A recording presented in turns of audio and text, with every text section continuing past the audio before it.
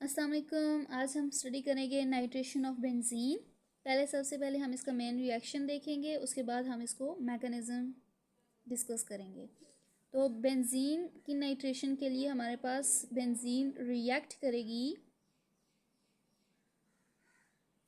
HNO3 के साथ, nitric acid plus sulphuric acid जो है वो एज अ कैटलिस्ट बिहेव करेगा यहाँ पे, और इसको हम हीट करेंगे, तब जाके हमारी product that is a nitrobenzene produce होगी।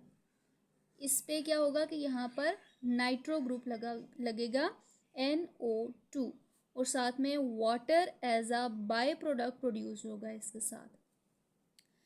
अब इसका हम स्टेप बाय स्टेप मैकेनिज्म देखते हैं कि कैसे ये बेंजीन जो है वो नाइट्रोबेंजीन में कन्वर्ट हुई है।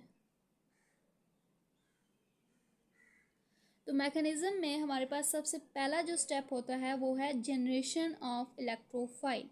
इलेक्ट्रोफाइल कैसे जनरेट होता है? Generation of electrophile that is E positive. यहाँ पे ये जो रिएजेंट हैं दोनों ये आपस में रिएक्ट करेंगे, HNO3 प्लस H2SO4। ये आपस में जब रिएक्ट करेंगे तो प्रोड्यूस करेंगे NO2 plus HSO4 minus plus H2O, H2O। यहाँ पे ये जो है NO2 पॉजिटिव, ये जो है वो मेन इलेक्ट्रोफाइल है जो कि आगे रिएक्शन में टेक पार्ट करेगा। अब बेंजीन के बॉन्ड को हम जो है वो खोल के लिखते हैं, क्योंकि जब हम मैकेनिज्म करते हैं तो हर चीज़ जो है वो हमने शो करानी है कि कहाँ से इलेक्ट्रॉन ट्रांसफ़र होंगे, कहाँ पर जाएंगे, और इसका क्या मैकेनिज्म होगा। NO2 positive. अब इलेक्ट्रोफाइल हमारे पास वो होता है जो कि इलेक्ट्रॉन डेफिशिएंट है। बेंजीन यहाँ पे एज अ न्यूक्लियोफाइल बिहेव करेगी। इसका क्या मतलब है कि इलेक्ट्रॉन बेंजीन पे ज़्यादा हैं तो ये अटैक करेगी, क्योंकि अटैक हमेशा जो है वो इलेक्ट्रॉन रिच स्पीशीज से होता है। जिसके पास इलेक्ट्रॉन ज़्यादा होंगे वो एज अ न्यूक्लियोफाइल बिहेव करेगी, और हमेशा न्यूक्लियोफाइल जो है वो अटैक करता है ऑन द इलेक्ट्रोफाइल। आपने जो एरो की डायरेक्शन है वो सही से शो करनी है, कहाँ से स्टार्ट होगा और किस पे जाके अटैक करेगा। ये इस पे इसने अटैक किया तो हमारे पास जो प्रोडक्ट बनेगी इसकी वो ये है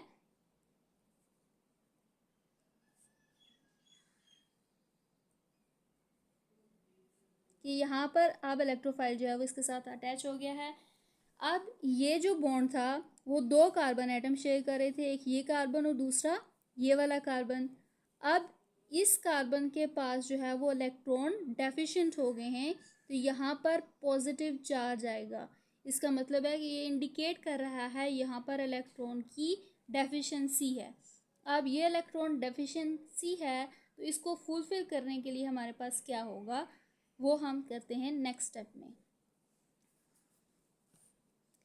ये जो HSO4 माइनस बना था, HSO4 माइनस, अब ये जो नेगेटिव है ये अटैक करेगा इस हाइड्रोजन पर।